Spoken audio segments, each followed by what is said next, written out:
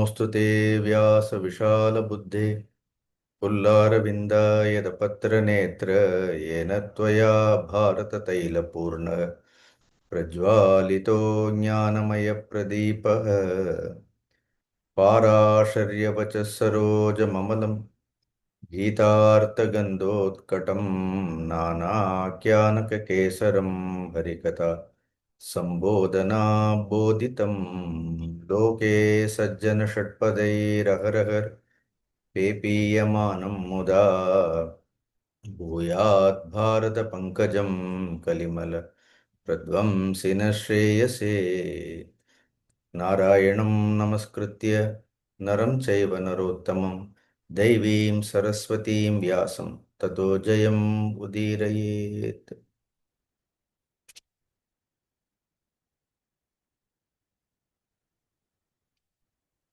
கடந்த வாரம் இந்த சாந்தி பருவம் மோட்ச தர்ம பருவத்தில் 174வது அத்தியாயம் பார்த்தோம். ஒரே கேள்வி இந்த சாந்தி பருவத்தில் மகாபாரதத்தில் பல இடங்களில் மீண்டும் மீண்டும் கேட்கப்படுவதை பார்க்கின்றோம்.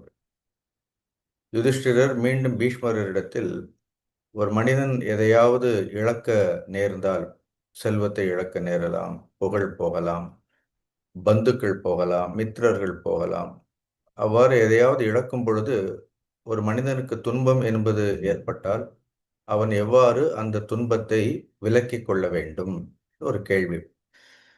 பீஷ்மர் எப்பொழுதும் நேரடியாக பதில் சொல்லாமல் ரெண்டு பேருக்கு நடந்த உரையாடல்களே சம்பாதத்தை குறிக்கக்கூடிய ஏதாவது ஒரு இதிகாசத்திலிருந்து மேற்கோள் காட்டுவார்.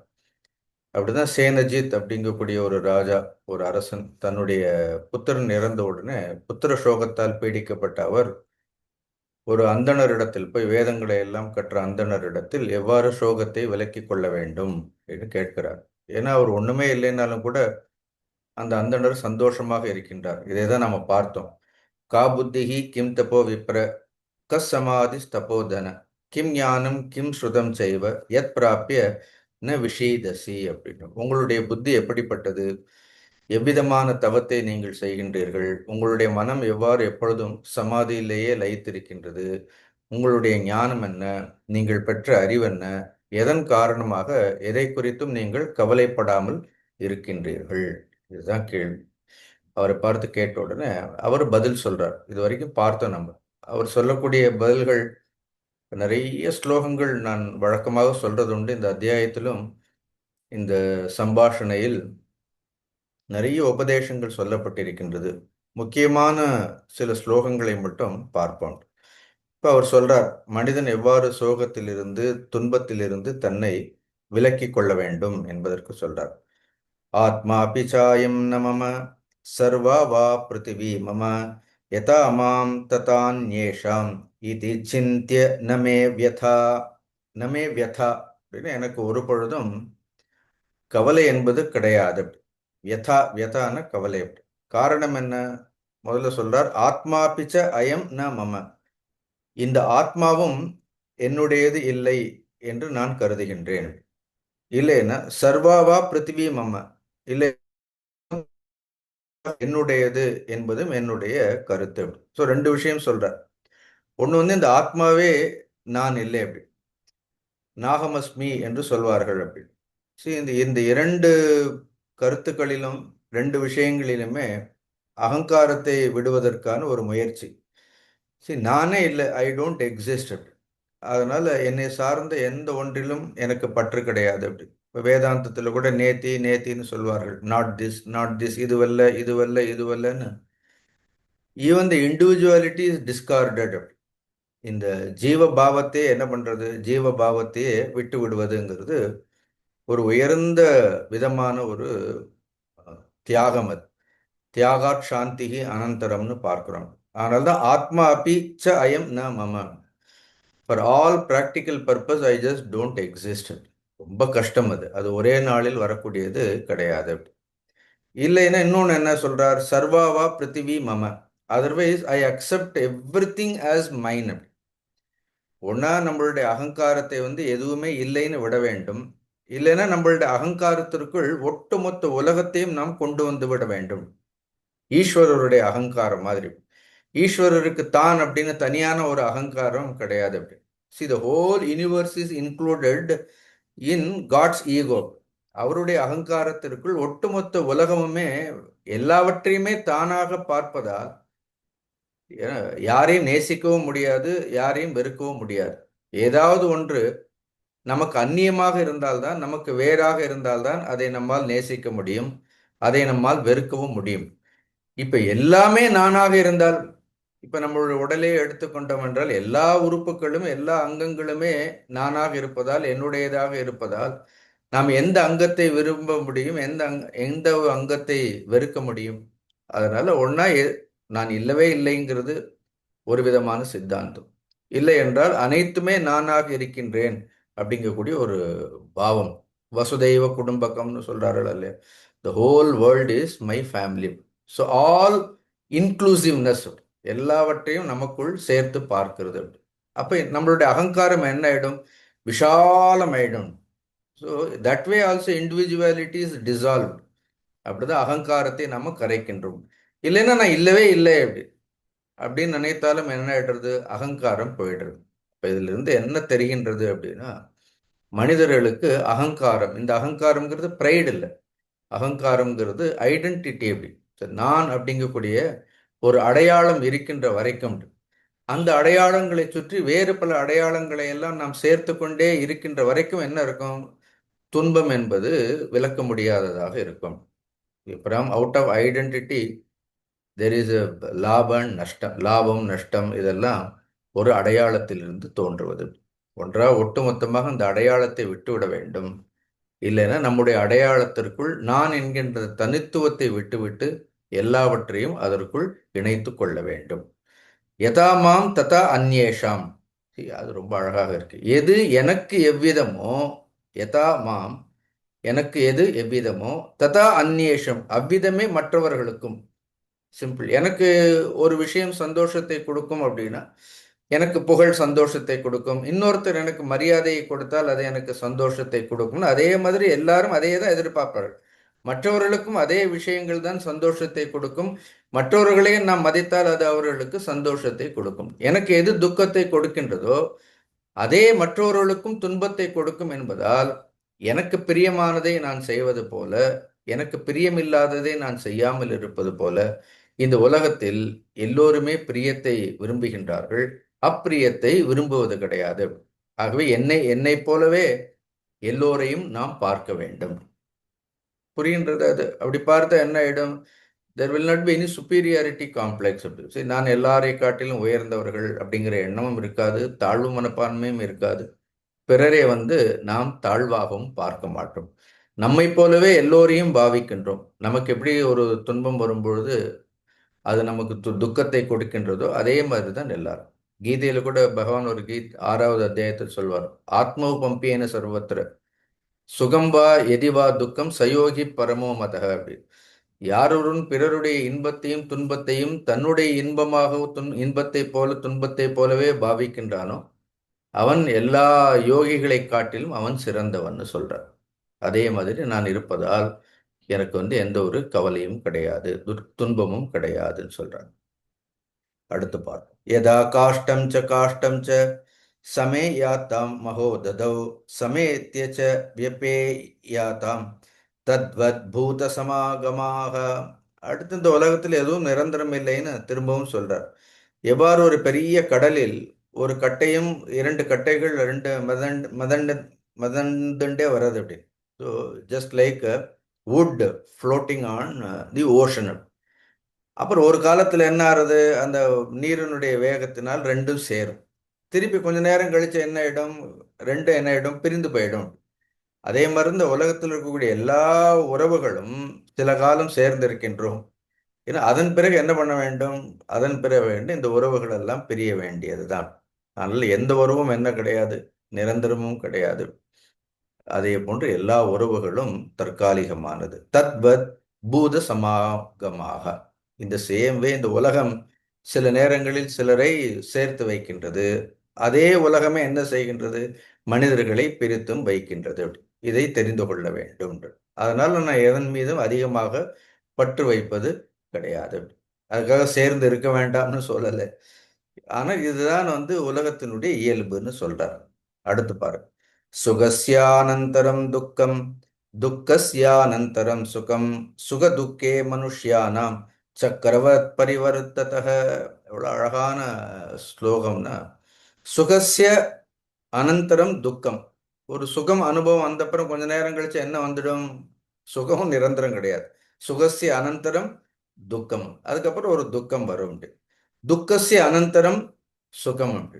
கொஞ்ச நாள் துக்கமும் நிரந்தரமானது கிடையாது. அதற்கப்புறம் என்ன வரும்? ஒரு சுகம் வரும். இது எப்படி இருக்குன்னு, நல்ல பசிக்கும், அப்புறம் கொஞ்ச நேரம் கழிச்சு சாப்பிட்ட உடனே என்ன ஆயிடும்? பசி போயிடும். திருப்பி கொஞ்ச நேரம் கழிச்சு என்ன ஆகும்? திருப்பி பசிக்கும். அப்படி அதே மாதிரி தூக்கம், தூக்கமும் நிரந்தரமானது கிடையாது. முழிச்சுட்டே இருப்போம், கொஞ்ச நேரம் கழிச்சு தூக்கம் வரும், அப்புறம் இது எல்லாமே இந்த உலகத்துல எல்லாமே போகக்கூடியது. ஆகமோ பாயினோ அனித்தியாகான்னு கீதையில கூட எல்லாம் போறதுதான். சுகசியானந்தரம் துக்கம், துக்கசியானந்தரம் சுகம், சுகதுக்கே மனுஷ்யானம். அதனால் இந்த சுகம் துக்கம்ங்கிறது மனிதர்களுக்கு சக்கரவர்த்த ஒரு வண்டியினுடைய தேர்னுடைய சக்கரங்களைப் போல் என்னாகும்? அது மாறி மாறி வந்து கொண்டே இருக்கும். பரிவர்த்தத.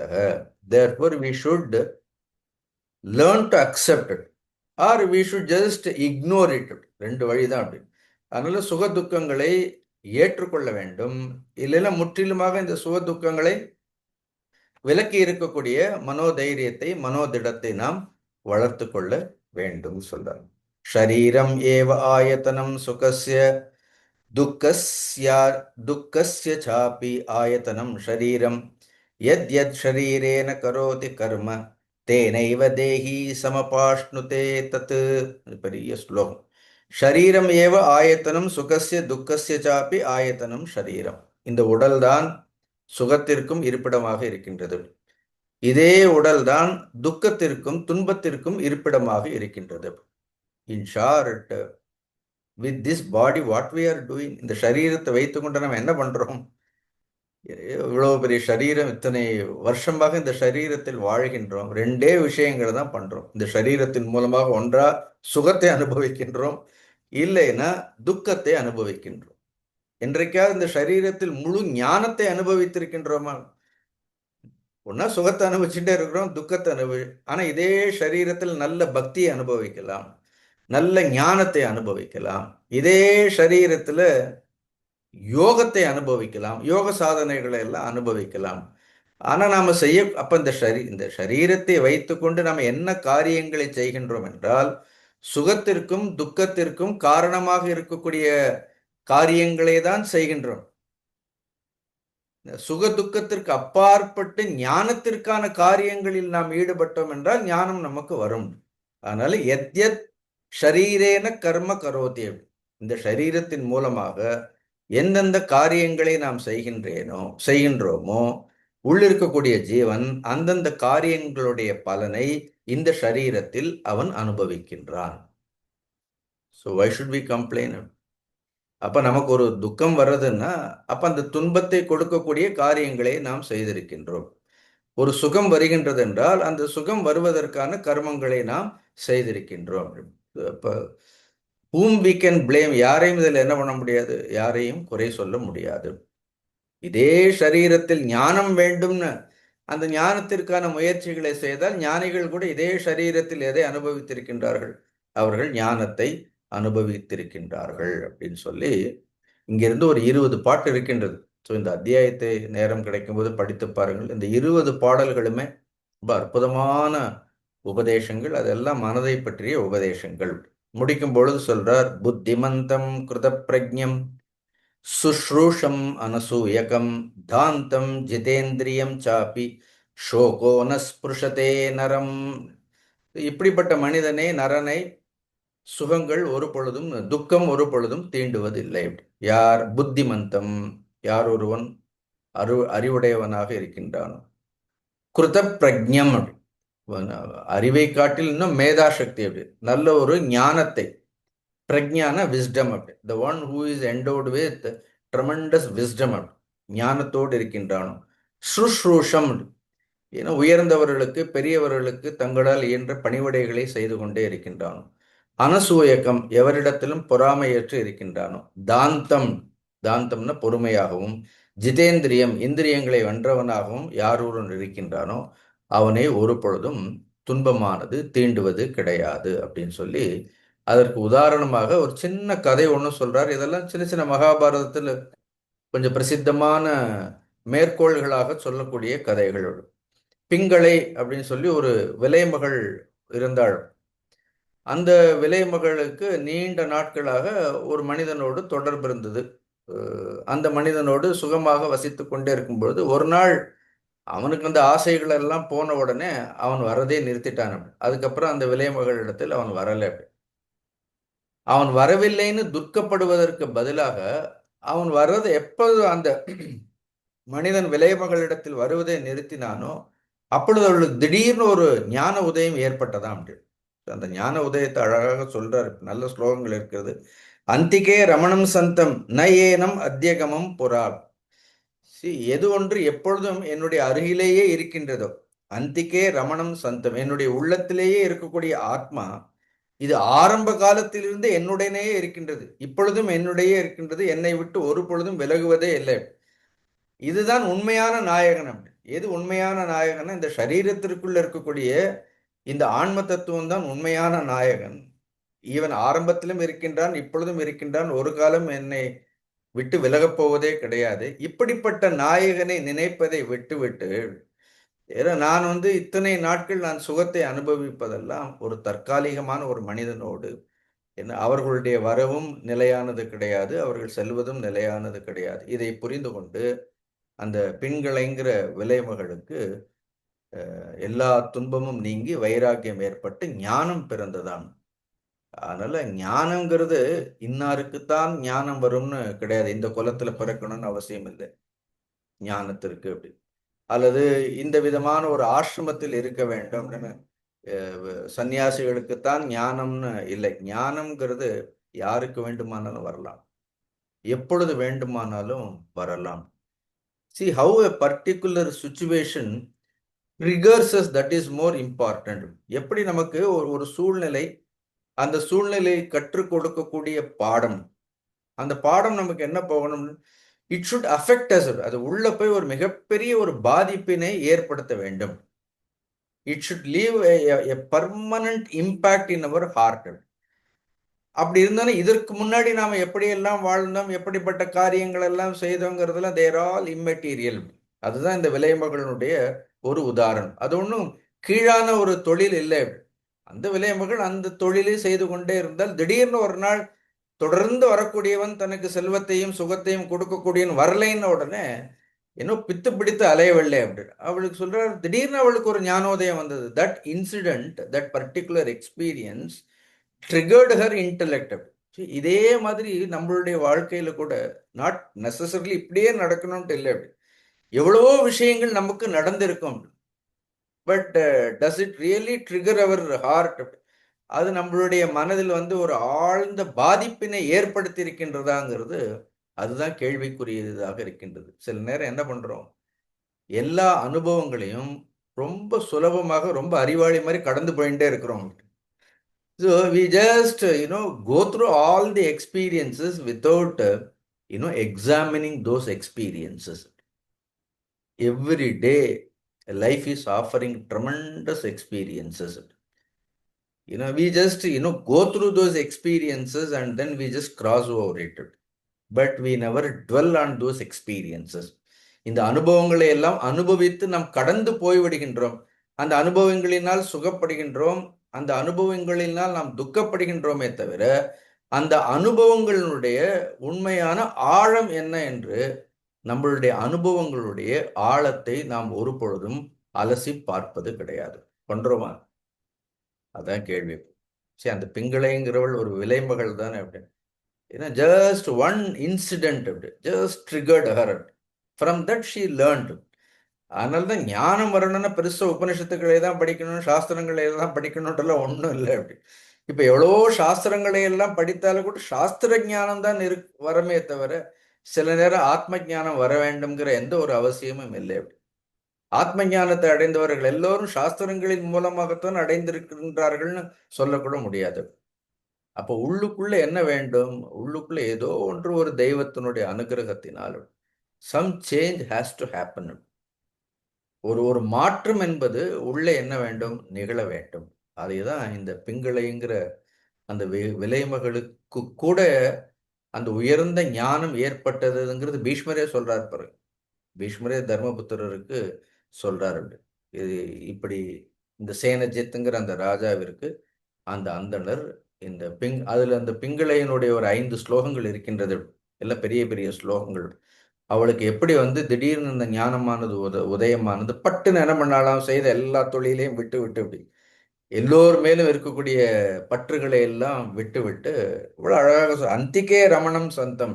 அந்திகே ரமணம்னா the one who is always seated in one's own heart. அதுதான் உயர்ந்த நாயகன் அப்படி. அந்த நாயகனை விட்டு விட்டு அப்படின்னு the real hero has to be worshipped. இல்லைன்னா எல்லாரையும் நம்ம ஹீரோவா நினைக்கிறோம், ஹீரோயினா நினைக்கிறோம் அப்படி. பட் உள்ள என்ன இருக்கிறது? There is a real hero. But he is always there. So these are all simple things. அதெல்லாம் ரொம்ப அழகான ஒரு கதை. இதை சொல்லி இதே போன்று துன்பத்தை விலக்க வேண்டும் என்றால் ஒரு மனிதன் அவ்வாறு அறிவோடு நடந்து கொள்ள வேண்டும். இதுக்கு ஏதாவது வயது இருக்கிறதா? இத்தனை ரொம்ப வயதானால்தான் இந்த அறிவெல்லாம் வரும்னு ஏதாவது எழுதப்பட்டிரு? ஒன்றும் இல்லை. மனிதர்களுடைய வயதிற்கும் அறிவிற்கும் ஒரு சம்பந்தமும் கிடையாது. ஒரு சம்பந்தமும் இல்லை. அடுத்து கேட்கிறார் பாரு. அடுத்து வந்து காலம். இந்த காலத்தை பற்றி கூட நம்ம பலமுறை விவாதித்திருக்கின்றோம். காலம் என்பது எல்லோரையும் மீறி செல்வதால் அந்த டைம் இஸ் ஜஸ்ட் ஃப்ளீட்டிங். காலம்ங்கிறது அப்படியே விரைந்து சென்று கொண்டே இருக்கின்றது. காலத்தை போன்று விரைவாக பயணிக்கக்கூடியது எதுவுமே இல்லை. In this world we measure the speed of every object. Sometimes we try to measure the speed of light also. ஃபிசிக்ஸில் ஒரு லைட்டு கூட எவ்வளோ ஃபாஸ்ட்டாக ட்ராவல் ஆகுதுங்கிறதெல்லாம் நம்ம மெஷர் பண்ணுறதுக்கெல்லாம் முயற்சி செய்கிறோமா இல்லையா அப்படி. ஆனால் காலத்தினுடைய வேகத்தை யாராவது மெஷர் பண்ண முடியுமா? ஏன்னா every speed is calculated in time. எல்லாவற்றினுடைய வேகத்தையும் நாம் எதில் கணக்கிடுகின்றோம் என்றால் காலத்தில் தான் கணக்கிடுகின்றோம். ஆனால் காலத்தினுடைய வேகத்தை நமக்கு கணக்கு பார்க்க முடியுமா அப்படின்னு? பண்ண முடியாது. 1 மணி நேரம் போச்சு, 2 மணி நேரம் போயிடுத்து, 3 மணி நேரம் போயிடுத்துன்னு தான் சொல்றோமே தவிர how fast it is moving. திடீர்னு முழிச்சு பார்த்தா நமக்கு இவ்வளவு வயது ஆயிடுத்தான்னு ஆச்சரியமா இருக்கிறது. சில நேரம் அதிர்ச்சியா இருக்கிறது. ஏன்னா இத்தனை வயசாயும் பெருசா ஒன்றும் கத்துண்ட மாதிரியே தெரியலையே. ஒரு பெரிய மாற்றம் ஒன்றும் இல்லை அப்படி. we have only just physically we have grown old.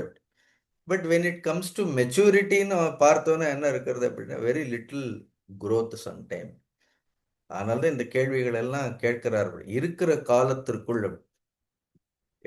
ஏதாவது ஒரு அந்த காலம் நம்மை மீறி சென்று கொண்டிருப்பதால் அதற்குள் மனிதன் மேன்மையை அடைய வேண்டும் என்றால் அந்த மனிதன் செய்ய வேண்டியது என்ன? It's a beautiful story. இதுவுமே ரொம்ப அழகான அத்தியாயங்கள். அப்ப அதுக்கு சொல்றார். அப்ப இதற்கு கூட முன்பு ஒரு காலத்துல ஒரு பிதாவும் புத்திரனும் இருந்தார்கள், தந்தையும் மகனும் இருந்தார்கள். அவர்களுக்கு இடையே நடந்த ஒரு சம்பாதத்தை உனக்கு நான் சொல்கின்றேன் அப்படின்னு சொல்லி நல்ல வேதம் ஓதக்கூடிய அந்தணர் ஒருவருக்கு மேதாவின்னு ஒரு புத்திரன் இருந்தான். பேரு எப்படி இருக்கு பாருங்க. அப்படி அவன் உண்மையிலேயே மேதாவியா தான். இது பேருக்கு மாத்திரம் மேதாவி இல்லை. ஹி வாஸ் ரியல் மேதாவி. அப்படி அந்த மேதாவிங்கிற அந்த புத்திரன் ஒரு நாள் அப்பாட்ட கேட்டிருக்கிறான். இந்த மாதிரி எந்த குழந்தைகளும் அப்பாட்ட கேள்வி கேட்டதா எனக்கு தெரியவே இல்லை அப்படின்னு. ஐஸ்கிரீம் வாங்கி கொடு, அது வாங்கி கொடு, இது வாங்கி கொடு தான் கேட்டிருக்கோமே தவிர இந்த மாதிரி ஒரு கேள்வியை எந்த குழந்தைகளும் தன்னுடைய அப்பாவிடத்தில் கேட்காது. ஆனா சந்தோஷப்படுங்க, இப்படிலாம் கேள்வி கேட்டா பதில் சொல்ல தெரியணும் நமக்கு அப்படி. we should have answer for this அப்படி. if the child asks for ice cream, it is easy to buy ice cream and give. ஈஸியாக வாங்கி கொடுத்துடலாம், கேட்டதை வாங்கி கொடுத்துடலாம். பட் இந்த மாதிரி கேள்வியெல்லாம் கேட்டா அந்த தந்தைக்கு என்ன இருக்கணும் அப்படின்னா ஞானம் இருக்கணுமா இல்லையா அப்படி. ஸோ அந்த மேதாவி கேட்கிறான். அவனுக்கு வந்து பை பை டெஸ்டினி அவனுக்கு பிறக்கும் பொழுதே ரைட் ஃப்ரம் பர்த் அவனுக்கு ஆத்ம ஞானத்தில் மோட்ச தர்மத்தில் அவ்வளவு ஒரு நாட்டம் உடையவனாக அந்த மேதாவி இருந்திருக்கின்றான். அதனால அவன் அப்பாவை பார்த்து கேட்குறான் ஒரு நாள், இந்த ஆயுளுங்கிறது சீக்கிரம் நசிந்து கொண்டே போறது. மனிதர்கள் people are growing so fast. So just time is fleeting. அதனால எந்த தர்மத்தை செய்தால் நாம் காலத்தை வெல்ல முடியும்.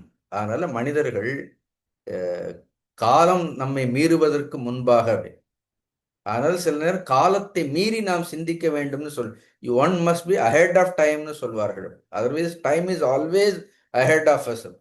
காலம் நமக்கு முன்பு சென்று கொண்டே இருக்கின்றது. நாம் காலத்தை காட்டிலும் விரைவாக செல்வதற்கு பழகிக்கொள்ள வேண்டும். அதுதான் இங்க கேள்வி. அப்ப அந்த காலம் அழிந்து கொண்டே இருக்கின்றது. அந்த அழியக்கூடிய காலத்திற்குள் செய்யத்தக்க உயர்ந்த தர்மம் என்ன அப்படின்னு அந்த பையன் அப்பாவினிடத்தில் கேட்கின்றான். இப்படி இந்த கேள்வி யாராவது நம்ம குழந்தைகள் கேட்டிருக்கிறதா நம்மிடத்தில்? அப்படி உடனே அப்பா சொல்றார். அவர் ஒரு சாதாரண அப்பா.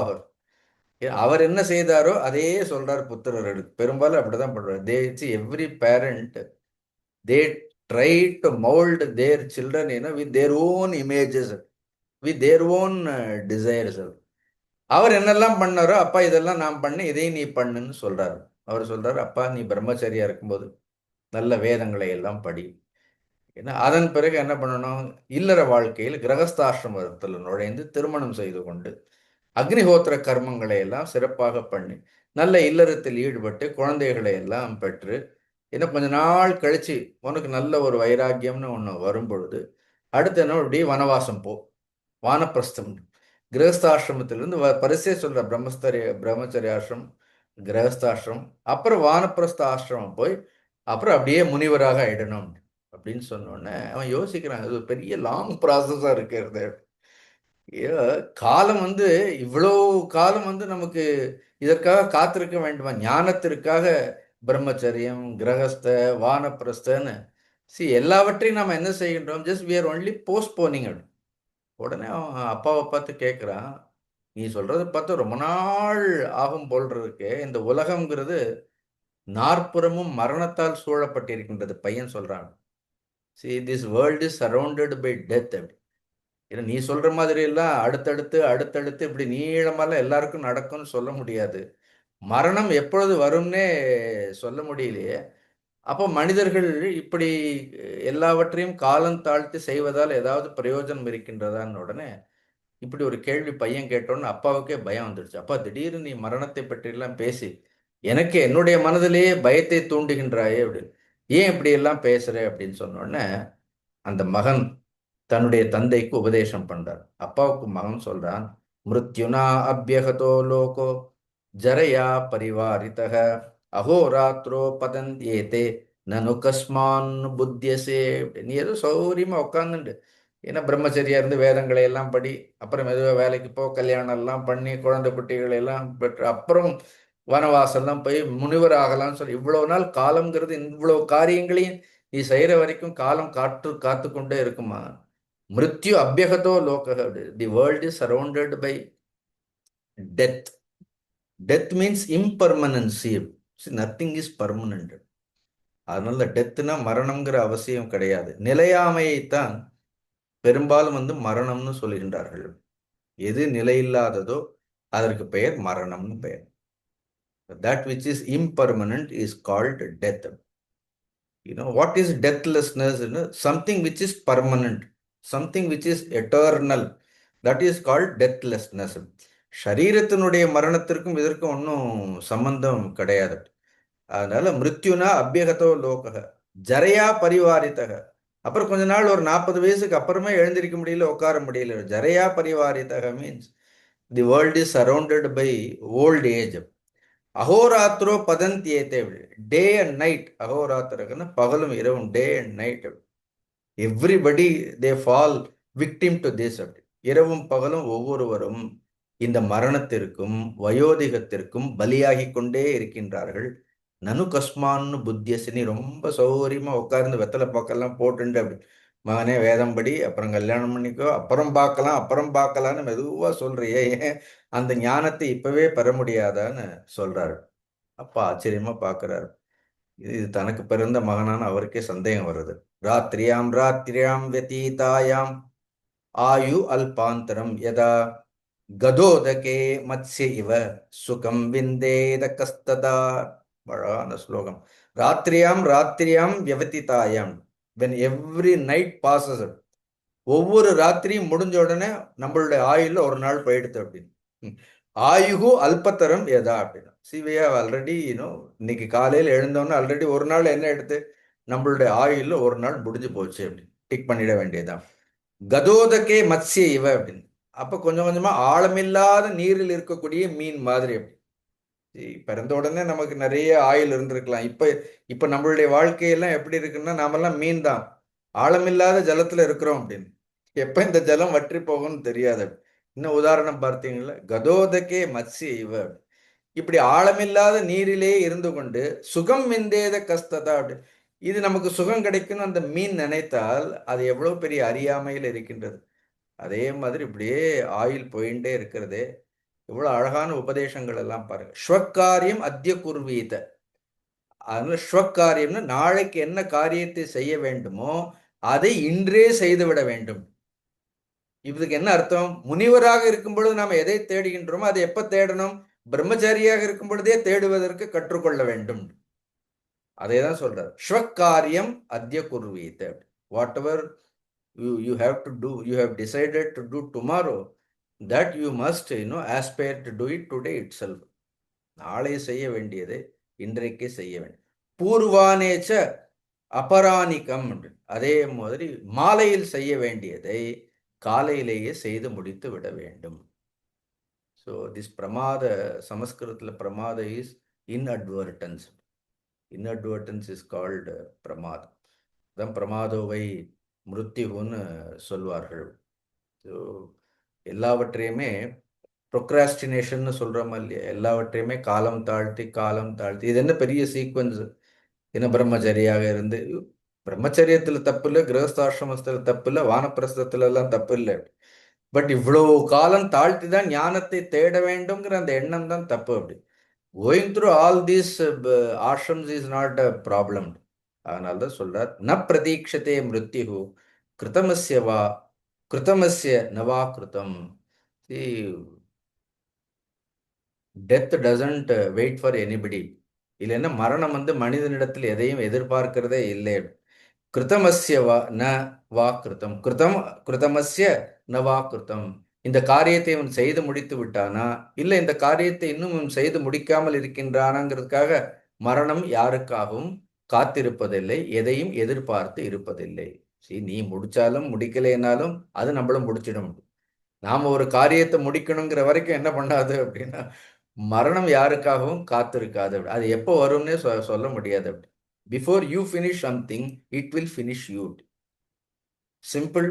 ஏன்னா அதனால டெத் இஸ் த கிரேட்டஸ்ட். அதனால தான் மரணம் எல்லாருக்கும் மிகப்பெரிய குருவாக இருந்திருக்கின்றது. நச்சிகேதனுக்கு மரணதேவன் குருவாக இருக்கான், சாவித்திரிக்கு மரணம் குருவாக இருந்திருக்கின்றது, ரமணருக்கு மரணம் குருவாக இருந்திருக்கின்றது. அதனால மரணம் வரைக்கும் நாம காத்திருக்க வேண்டிய அவசியம் இல்லை. நானே பல முறையே சொல்லியிருக்கேன், death is a nasty thing. மரணம்ங்கிறது ஒரு சாதாரணமான விஷயம் கிடையாது. அதனால யார் ஒரு இந்த உலக விஷயங்களில் மோகப்பட்டு இருக்கின்றானோ, டெத் ஸ்நாச்சஸ் சச் பீப்புள். அவனிடத்தில் இருப்பதை எல்லாவற்றையும் மரணம் அபகரித்து விடுகின்றது. கடைசியில் மரணமானது அவனையே அபகரித்து கொண்டு செல்கின்றது. இது ஏதோ பயமுறுத்துறதுக்காக சொல்லல. This is the fact. See, sometimes there is a fact that we have to face it fearlessly. எது ஃபேக்டோ, எது உண்மையோ, எது சத்தியமோ அதை எதிர்கொள்வதற்கு நமக்கு என்ன இருக்கணும்? எது நிதர்சனமான ஒரு உண்மையோ அதை எதிர்கொள்வதற்கு ஒரு அசாத்தியமான ஒரு தைரியம் நமக்கு வேண்டும். மிருத்யு ஜரா வியாதிச்ச துக்கம் ச அநேக காரணம் அனுஷக்தம் யதா தேஹி கிம் ஸ்வஸ்த இவ திஷ்டசி. அப்பாவை பார்த்து கேட்கிறார் இந்த ஸ்லோகத்தை. மிருத்யு ஜரா வியாதிச்ச துக்கம், மரணம், வயோதிகம், நோய், துன்பம், 4 சொல்றார். அநேக காரணம். இதெல்லாம் மனிதர்களுக்கு வர்றதுக்கு நிறைய காரணங்கள் இருக்கும். இதெல்லாம் சொல்லிட்டு வராது அப்படின்னு. தி காசஸ் ஆர் ஆல்ரெடி ஸ்டோர்டு. அந்த காரணங்கள்லாம் எப்ப வெளியில வரும் தெரியாது. அனுஷக்தம் யதா தேகி அப்படி.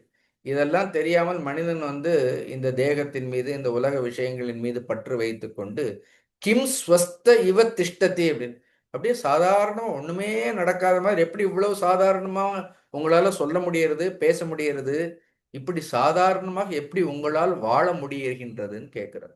இன் ஷார்ட், அப்பா இவ்வளவு மெத்தனமா இருக்கியே, ஏன்னா மிருத்யு இருக்கு, வியாதி இருக்கு, ஜரா இருக்கு, துக்கம் இருக்கு, இன்னும் மனிதர்களுடைய துன்பங்களுக்கு அநேக காரணங்கள் எல்லாம் இருக்கிற போது நீ ஏதோ ரொம்ப மெத்தனமாக இதெல்லாம் இல்லாது போன்று அமர்ந்திருக்கின்றாய், எப்படி இது சாத்தியம் அப்படின்னு சொல்லி ஒரு ஸ்லோகம். இது வந்து மகாபாரதத்துல most of quoted shloka, often it is quoted, ரொம்ப முக்கியமான ஒரு ஸ்லோகம். நிறைய இடங்களில் பார்க்கலாம். நல்ல ஸ்லோகம் பார். அமிர்தம் சைவ மிருத்யுச்ச துவயம் தேகே பிரதிஷ்டிதம் மிருத்யும் ஆபத்யதே மோகாத் சத்யேனாபத்யதே மிருதம். ரொம்ப நல்ல ஸ்லோகம், மனப்பாடம் பண்ணிட்டா ரொம்ப நல்லது. அமிர்தம் செய்வ மிருத்யுச்ச, மரணமற்ற நிலையும், மரணமில்லா பெருவாழ்வுன்னு வள்ளலார் ரொம்ப அழகாக சொல்வார்கள். மரணமில்லாத ஒரு வாழ்க்கை, அமரத்தன்மை. அமிர்தம்னா என்ன அர்த்தம்? இம்மார்டலிட்டி. அமரத்தன்மையும், மிருத்யுகு, மிருத்யுன்னா மரணஸ்வபாவம், ஏன்னா மார்டல் நேச்சர். துவயம் தேகே பிரதிஷ்டிதம், இந்த இரண்டுமே தேகத்திலேயே வீற்றிருக்கின்றது. அப்படி இதே தேகத்தில் மரணமற்ற நிலையும் அமரத்தன்மையும் இதே தேகத்தில் தான் இருக்கின்றது. மரணத்தினுடைய ஸ்வபாவம் இதே தேகத்தில் தான் இருக்கின்றது, வேற எங்கேயும் இல்லை. ரெண்டுமே இங்கேதான் இருக்கு. மிருத்யும் ஆபத்தியத்தே மோகாதவிழ, மோக மோக வயப்பட்டவன் மரணத்தின் பிடியில் போய் வீழ்கின்றான். எவ்வளவு அழகாக இருக்கிறது பாரு. சத்தியேன ஆபத்தியத்தை அமிர்தம்னு, யார் ஒருவன் சத்தியத்தை தேடுகின்றானோ, உண்மையை தேடுகின்றானோ, ஞானத்தை தேடுகின்றானோ, அவன் இதே தேகத்தில் அமரத்தன்மையை அடைகின்றான். ஒன் இஸ் அ மோகி, என்ன மோகத்தை அடைந்தவன் மரணத்தை அடைகின்றான். சத்தியத்தை விளைபவன், சத்தியத்தை நாடுபவன் அமரத்தன்மையை அடைகின்றான். இது ரெண்டு வேற வேற இடத்துல இல்லை. இந்த ரெண்டு எங்க இருக்கிறது? ஒரே இடத்துல தான் இருக்கின்றது. எவ்வளவு அழகான ஸ்லோகம் பாருங்க. யஸ்ய வாங் மனசி ஸ்யாதாம் சம்யக் பிரணிஹிதே சதா தபஸ்தியாகஸ்ச சத்யம் ச சவை சர்வம் அவாப்னுயாத், சவை சர்வம் அவாப்னுயாத். such a person attains everything in this world. அப்படிப்பட்ட ஒரு மனிதன் இந்த உலகத்தில் எல்லாவற்றையும் அடைகின்றான். யார்? எஸ்ய வாங் மனசி சியாதாம் சம்யக் பிரணிகிதே தே சதா, எவனுடைய வாக்கும் மனமும் எப்பொழுதும் ஒடுங்கி இருக்கின்றதோ, யார் ஒருவன் தன்னுடைய வாக்கையும் மனதையும் தன்னுடைய கட்டுப்பாட்டில் வைத்திருக்கின்றானோ, தபத் தியாகச்ச, தவத்தோடும் தியாகத்தோடும், சத்தியம் ச, சத்தியத்தோடும் சத்தியத்தையும் பின்பற்றுகின்றானோ, அவனால் அடைய முடியாதது எதுவுமே இல்லை அப்படின்னு சொல்லி இன்னொரு ஸ்லோகம் சொல்றேன். இது வந்து மகாபாரதத்தினுடைய முக்கியமான ஸ்லோகங்கள். சி தேர் ஆல் ட்ரெஷர் ட்ரூவ். இம்மாதிரி ஸ்லோகங்களில எங்கேயும் பார்க்கவே முடியாது. நாஸ்தி வித்யா சமம் சக்ஷு, நாஸ்தி சத்திய சமம் தபஹ, நாஸ்தி ராக சமம் துக்கம், நாஸ்தி தியாக சமம் சுகம். நல்ல ஸ்லோகம் பாரு. நாஸ்தி வித்யா சமம் சக்ஷு, அப்படி அறிவிற்கு ஈடாக வேறு கண்கள் எதுவும் இல்லை. See, there is no vision, there is no sight, other than knowledge. Knowledge is the real prajna chakshu சொல்லுவோம். Prajna is a real chakshu. Knowledge is the real eyes. அதுதான் வந்து அறிவு தான் ஒரு மனிதனுக்கு உண்மையான கண்கள். அந்த அறிவுங்கிறது இல்லைன்னா அவன் ஊனம்தான். அதனால நாஸ்தி வித்யா சமம் சக்ஷு, வித்யாவிற்கு சமமாக என்ன கிடையாது? கண்கள் என்பது கிடையாது.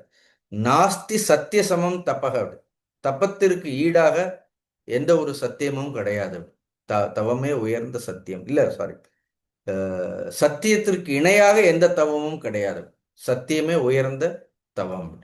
நாஸ்தி ராகசமம் துக்கமம், பற்றிற்கு சமமாக துக்கம் வேறு எதுவுமே கிடையாது. ராகசமம் துக்கம், அதீதமான பற்றினால்தான் மனிதர்களுக்கு என்ன வருகின்றது? துன்பம் என்பது வருகின்றது. நாஸ்தி தியாகசமம் சுகம், தியாகத்திற்கு இணையாக ஒரு சுகம் என்பது இந்த உலகத்தில் எதுவுமே கிடையாது. Just give up, give up. Suppose if you say that, constantly my mind is thinking, oh, you are thinking, just give up. Give up that thinking, of learn to just give up. Then you see, we should free ourselves from all entanglements. See, எதெல்லாம் நம்மை பின்னி பிணைத்து கொண்டே இருக்கின்றதோ, in short தமிழ்ல ரொம்ப அழகாக சொல்வார்கள், பிணைப்புன்னு. there is something is constantly binding us.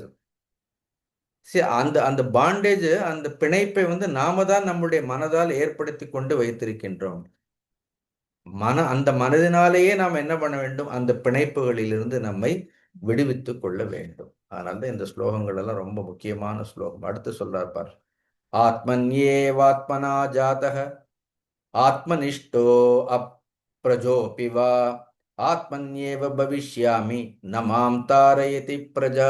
அதனால சொல்றார், நீ சொல்றது நான் கேட்க போறது இல்லை, அந்த மேதாவி சொல்லிட்டான். See, I am not going to go through the same sequence of life. I am not going to wait for moksha to happen after becoming முனிவரெல்லாம் ஆற வரைக்கெல்லாம் நான் ஒன்றும் காத்திருக்க போறதே கிடையாது. I am quite wise. ஆத்மன்யேவ ஆத்மனா ஜாதக. I am not born to anybody. This self is born out of self. This individual self is emerged, manifested out of supreme self. See, my real origin is supreme self. நான் எதிலிருந்து தோன்றி இருக்கின்றேன் என்றார், பரம்பொருளில் இருந்து தோன்றியவன். ஆத்மனிஷ்டக, அதனால் எதிலிருந்து நான் தோன்றினேனோ அதிலேயே நிலை பெற்று இருப்பேன். Since my origin is supreme self, I am ever established in my own nature. ஆத்மனிஷ்டக. அப்ரஜோ வாப்பி, எப்படி எனக்கு கல்யாணமும் வேண்டாம், பிரஜைகளும் வேண்டாம், ஒன்றும் வேண்டாம். ஏன்னா அப்ரஜோ அப்பி, பிரஜைகளே இல்லாவிட்டாலும் கூட ஆத்மன் ஏவ பவிஷ்யதி அப்படின்னு, I will always revel in my own self. நமாம் தாரயதி பிரஜாடு. எனக்கு ஏதோ இந்த துன்பங்கிற இந்த கடலை கடப்பதற்குள்ள ஏதோ புத்திரர்கள் தான் வேண்டும்ங்கிற அவசியம் இல்லை. புத்திரர்களே இல்லாமல் இந்த சம்சாரம்ங்கிற கடலை என்ன பண்ண முடியும்? என்னால் தாண்ட முடியும். சிம்பிளா என்ன சொல்லிட்டார்? எனக்கு கல்யாணம் வேண்டான்ட்டான், அவ்வளவுதான். அப்படின்னு வேற ஒன்றும் சொல்ல. I am not going to go through all these things. I am not going to wait for knowledge to take place. ஏதோ ஞானத்திற்காக நான் காத்திருக்க போவதில்லை. அதனால இதுக்கு பேர் தான் என்ன அர்த்தம்? காலத்தையும் மீறி சிந்திப்பதுன்னு பேரு. We should think ahead of time. நாம் எப்போ காலத்திலே காத்துட்டே இருக்கிறோம், இது நடக்க போகுது, அது நடக்க போகுதுன்னு என்ன அர்த்தம்? So time is just dragging us. Is it true or not? காலம் ஒரு மிகப்பெரிய ஒரு சங்கிலி. It is the iron chain. We are bound by that chain. காலங்கிற அந்த இரும்பு சங்கிலிகளால் நாம் மிகவும் பலவந்தமாக கட்டப்பட்டு இருக்கின்றோம். அந்த காலம்ங்கிறத நம்மள என்ன பண்றது? இங்க இழுக்கிறது, அங்க இழுக்கிறது, இந்த கர்மத்தை செய்யுங்கிறது, அந்த கர்மத்தை செய்யுங்கிறது. நாமளும் என்ன பண்றோம்? We are tormented by time. காலம் மனிதனை அலைக்கழித்து கொண்டே இருக்கின்றது. So he is unable to think ahead of his own time. So he is always அப்புறம் பார்த்துக்கலாம் சொல்ற மாதிரி. இப்போ கூட பாரு, ஏன்னா அப்புறம் பார்த்துக்கலாம், அப்புறம் செய்துக்கலாம், அப்புறம் நடக்கும்னு எல்லாவற்றையும் என்ன பண்றோம்? எல்லாவற்றையும் காலம் தாழ்த்தி கொண்டே இருக்கின்றோம். இவ்வளவு அழகான ஸ்லோகம். ஆத்மன்யேவ பவிஷ்யா நமாம் தாரயதி பிரஜா. அதனால வேறு யாரும் என்னை கரையேற்றுவார்கள் என்பதற்காக நான் காத்திருக்க கொள்ள வேண்டிய அவசியம் இல்லை. அப்பா உனக்கும் சொல்றேன்னு அப்பாவுக்கே புத்திமதி சொல்றான். ஆத்மானாம் அன்பிச்ச குஹாம் பிரவிஷ்டோ. therefore enter into your own cave in your heart. அதனால உன்னுடைய உள்ளத்தில் இருக்கக்கூடிய அந்த குகைக்குள் சென்று ஆத்மானம் அன்பிச்ச, உள்ள இருக்கக்கூடிய அந்த ஆன்ம தத்துவத்தை அன்பிச்சன்னு என்ன அர்த்தம்? Search for it, know it, come to experience it. அதனால உள்ளே இருக்கக்கூடிய அந்த ஆன்ம தத்துவத்தை, இதே குகையில் இருக்கக்கூடிய ஆன்மாவை நீ அடைவாயாக, அதன் மீது விருப்பம் கொள்வாயாக. இந்த திரும்ப திரும்ப இதே கதையே சொல்லிட்டு இருக்காத அப்படின்னு சொன்ன உடனே புத்திரன் சொன்னதெல்லாம் கேட்டு பிதா அவ்வளவு பெரிய புத்திரனுடைய உபதேசத்தை பெற்று பிதா என்ன பண்ணாராம்? அதை செய்தார். இதைதான் நான் செய்யறேன், அப்பா நீ இதையே செய்யினா யார்? அந்த மேதாவி என்ன பண்ணார்? தன்னுடைய தந்தைக்கு உபதேசம் பண்ணார். ஒரு அழகான உபதேசம் பாருங்க. அதுக்கப்புறம் இன்னொரு கேள்வி கேட்கிறார். இது 176வது அத்தியாயம். இந்த உலகத்தில் பொருள் இருக்கிறவனுக்கும் சுக துக்கங்கள் வருகின்றது, பொருள் இல்லாதவனுக்கும் சுக துக்கங்கள் வருகின்றது. இந்த வஞ்சகமே இல்லை. அப்படி சுகதுக்கத்தை பொறுத்த வரைக்கும், ஏன்னா நல்ல செல்வந்தனாக இருந்தாலும் சுகதுக்கத்தை அனுபவிக்கின்றான், செல்வமே இல்லாதவனாக இருந்தாலும் சுகதுக்கத்தை அனுபவிக்கின்றான். அப்ப செல்வம் இருப்பது மேலானதா, செல்வமே இல்லாமல் இருப்பது மேலானதா அப்படின்னு ஒரு கேள்வி வருது. அப்ப அதுக்கு அவர் என்ன பண்றாரு, ஷம்பாக்கன்னு ஒருத்தர் இருந்தார். அவர் வந்து முன்பு ஒரு காலத்தில் he lived in அஸ்தினாபுரம், பீஷ்மர் காலத்திலே இருந்திருக்கிறார் இந்த ஷம்பாக்கருங்கிறவர். அவர் ஒரு முறை எனக்கு இதே விஷயத்தை குறித்து நிறைய உபதேசங்களை எல்லாம் பண்ணார். அந்த உபதேசத்தை நான் உனக்கு சொல்கின்றேன்னு சொல்லி, இதுல செல்வம் இருக்கிறதால சுகதுக்கமா, செல்வம் இல்லைங்கிறதால சுகதுக்கமான்னு இல்ல. செல்வம் இருந்தாலும் செல்வம் இல்லாவிட்டாலும் ஒரு மனிதனுக்கு வைராக்கியம்னு ஒன்று இருந்தால் என்ன வரும், சுகதுக்கங்கள் வராதுன்னு அந்த வைராக்கியத்தினுடைய பெருமையை அந்த ஷம்பக்கருங்கிறவர் எனக்கு முன்பு ஒரு காலத்தில் சொன்னார். அதையே உனக்கு நான் சொன்னேன். இன்னும் பொருள் இருப்பதை காட்டிலும், அளவுக்கு அதிகமாக பொருள் இருப்பதை காட்டிலும், பொருள் சேர்ப்பதை காட்டிலும் தேவையான அளவிற்கு ஒரு மனிதனுக்கு பொருள் இருந்தால் போரும்னு சொல்றார். புரியுறதா? தமிழ்ல 2 வார்த்தை இருக்கு. அனாவசியம்னு ஒண்ணு இருக்கு. 2வது அத்தியாவசியம்னு இருக்கு. சிம்பிள் வேர்ட்ஸ் இதெல்லாம். ஏன்னா சில சமயம் அத்தியாவசியம் நினைத்து நினைத்து நம்ம அனாவசியமான விஷயங்களுக்கு போயிட்டே இருக்கிறோம். அனாவசியமானதெல்லாம் அத்தியாவசியம் ஆயிடுது அப்படி. ஏன்னா பக்கத்து வீட்டுல கார் இருந்தா நம்மளும் கார் வாங்கணும்னு ஒன்றும் அவசியம் இல்லை அப்படி. It is not some exhibition. பக்கத்து வீட்டில் இருக்கிறதெல்லாம் நம்மளும் வாங்கி வைக்கணுங்கிற ஒரு அவசியமும் கிடையாது.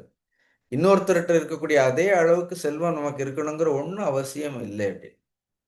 Even if you don't have anything, அப்படி எதுவுமே இல்லாவிட்டாலும் ஒரு மனிதனுக்கு என்ன இருக்க வேண்டும் அப்படின்னா அறிவுங்கிறது தான் அவனுக்கு சிறந்த ஒரு பொக்கிஷம். A man can survive with wisdom.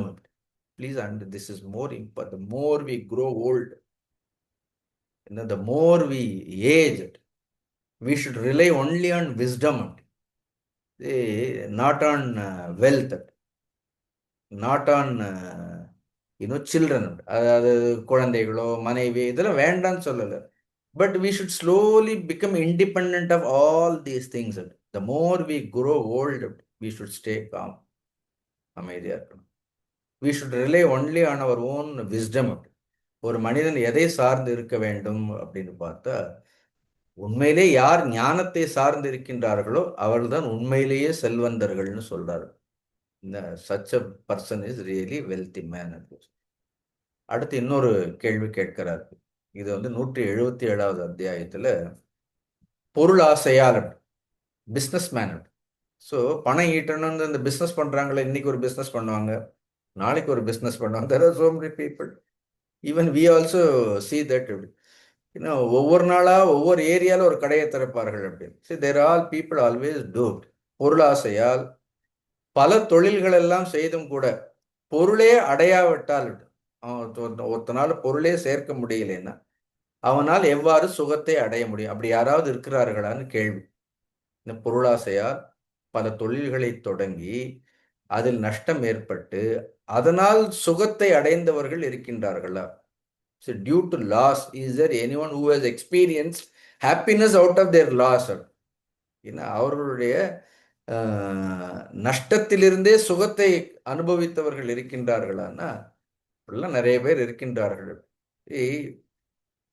இந்த உலகத்துல ஒரு மூடன், an ignorant man, if he happens to lose something, அவனுக்கு வந்து எதையாவது இழக்க நேர்ந்தால் அது துக்கமாக மாறும். நல்ல ஞாபகம் வச்சுக்கணும்.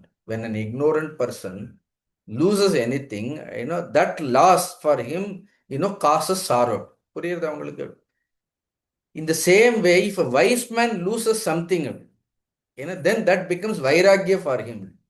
நல்ல அறிவுள்ளவன் எதையாவது இழந்தால் அவனுக்கு துக்கம் வராது. அதிலிருந்து அவனுக்கு என்ன ஏற்படும் அப்படின்னா, 2 பேருக்கும் இழப்பு தான். மூடனும் ஒன்றை இழக்கின்றான், அறிவுள்ளவனும் ஒன்றை இழக்கின்றான். மூடனுடைய இழப்பு துன்பமாக மாறுகின்றது, அறிவுடையவனுடைய இழப்பு வைராக்கியமாக மாறுகின்றது. கிளியர்? பட்டினத்தார் தான் இதுக்கு பெரிய உதாரணம். பட்டினத்தார் வந்து அவ்வளவு செல்வந்தர். Over night he lost everything. Next day then he became great ஞானி. அதனால உடனே இருக்கிறதெல்லாம் இழந்தா ஞானியாக முடியாது. அதுவும் சொல்லிட்டேன் நான் அப்படின்னு.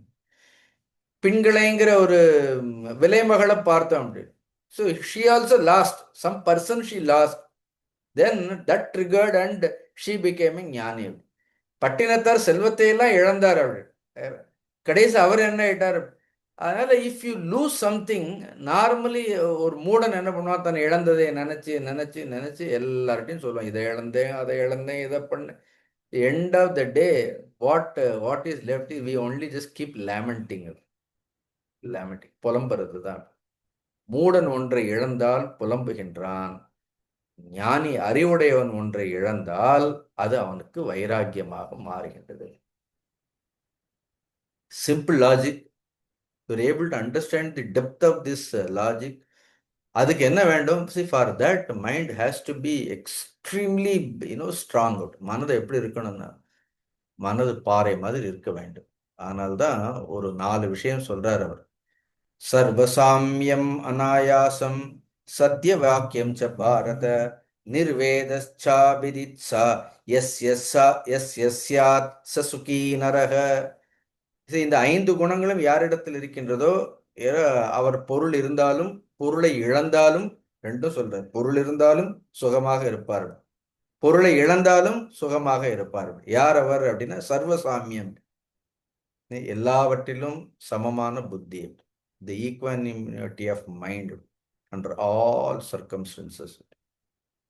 அனாயாசம், அனாயாசம் ஆயாசமின்மை, சோர்வு. ஆயாசம்னு என்ன அர்த்தம்? ஆயாசம்னா டயர்ட்னஸ் இல்லை. சி sometime you may get physically tired. இப்பவே ஆரம்பிச்சு 1 மணி நேரம் ஆக போகிறது. Sometime you may get tired. But then ஒரு மாதிரியான ஒரு சோர்வு, ஒரு விதமான பலவீனம். இந்த சோர்ந்து போகாதவர்கள் பலவீனமற்றவர்கள். சத்திய வாக்கியம், எப்பொழுதும் சத்தியத்திலேயே சத்திய வாக்கிலேயே நிலை பெற்று இருப்பவர்கள். நிர்வேதக, those who have gained extreme வைராக்கியம். நிர்வேதம்னா வைராக்கியம். அவிதித்சா, அவிதித்சா கர்மத்தின் மீது அதீத பற்றில்லாது இருப்பவர்கள். கர்மத்தை செய்யாமல் இல்லை, செய்வார்கள். கர்மத்தின் மீது அதன் மீது பலன்களில் யார் அதீத பற்றில்லாமல் இருக்கின்றார்களோ அவர்களுக்கு அவர்கள் ஒரு பொழுதும் துன்பத்தை அடைவதில்லை அப்படின்னு சொல்லி அதுக்கு ஒரு கதை சொல்றார். முன்பு ஒரு காலத்தில் மங்கின்னு ஒருத்தர் இருந்தார். மங்கி இல்லை, மங்கி. மங்கிங்கிறவருக்கு எப்படி வைராக்கியம் வந்தது பார். அவர் இப்படிதான் ஹி எக்ஸ்பெரிமெண்டட் வேரியஸ் பிஸ்னஸ். இப்படி ஒவ்வொரு தொழிலாக செய்து பொருளை ஈட்டுவதற்காக வெவ்வேறு தொழில்கள் எல்லாம் செய்து பார்த்தார். அப்படி சம்டைம் அது சமயத்தில் ஆகாது. அது it is so you may end up losing only. Sometime people start it all. see this universe is mysterious. அப்படி how some people are so lucky with less effort. கொஞ்சம் முயற்சி பண்ணால் அவர்களுக்கு என்ன கிடைக்கிறது? மிகப்பெரிய லாபங்கள் கிடைக்கிறது. Sometime in spite of earnest efforts people may not be very successful. இதெல்லாம் என்ன காரணம்னு சொல்ல முடியாது. கடைசியில் நம்ம எல்லாம் ஆழ்ந்து விசாரித்து பார்த்தோன்னா காரணம் நாம தான். அப்படி இட் இஸ் நாட், நம்ம உலகத்தை பிளேம் பண்ண வேண்டிய அவசியமே இல்லை. இந்த உலகத்தை நாம எப்படி ஒரு ஒரு மண்பாண்டத்தை ஒருத்தர் கையில கொடுத்தா எல்லாராலையும் பானை செய்ய முடியாது. எங்க பாருங்க அப்படி எல்லாம் ஒரு களிமண் எடுத்து பிள்ளையார் செய்து பாருங்க அப்படி, அது குரங்கா கூட வராது நமக்கு. அப்படி பிள்ளையாரை விடுங்க அப்படி. But when expert does it, அதே மண் பாண்டத்தை எடுத்து ஒரு நிபுணன் செய்தால் என்ன ஆகும்? எவ்வளவு அழகான ஒரு பிள்ளையார் வருகின்றது. ஆக்சுவலா நிஜத்துல பாக்குற பிள்ளையாரோட அந்த களிமண் பிள்ளையார் அவ்வளவு அழகா இருக்கும். இந்த உலகம்ங்கிறது ஒரு களிமண் மாதிரி. இப்படி it is always rot. How do you make out of it? அதை நாம எப்படி அதற்கு என்ன வேண்டும் அப்படின்னா, God has given little bit of intelligence. சமயத்துல அதீதமான அகங்காரங்களாலவே என்ன பண்றோம்? நம்மளுடைய அறிவை நாம் இழந்திருக்கின்றோம். Then what is the use of blaming this world? இந்த மாதிரி இந்த மங்கி என்ன பண்ணியிருக்காரு? இந்த மங்கியும் he tried many things, nothing worked out. கடைசியில் என்ன பண்ணார்? 2 கண்ணுக்குட்டியை கடைசியா முயற்சி பண்ணி 2 கண்ணுக்குட்டியை வாங்கி வீட்டுக்கு பின்னாடி கட்டி வச்சாராம். அப்படி அந்த கண்ணுக்குட்டி சின்ன கண்ணுக்குட்டியா இல்லையா, அது சரியா கட்டலை போல இருக்கு. அது கயிற்ற பிச்சுண்டு என்ன பண்ணிடுது? 2 ஓடி இருக்கு. ஓடும்போது அங்க ஒரு பெரிய ஒட்டகம் படுத்திருந்ததாம்.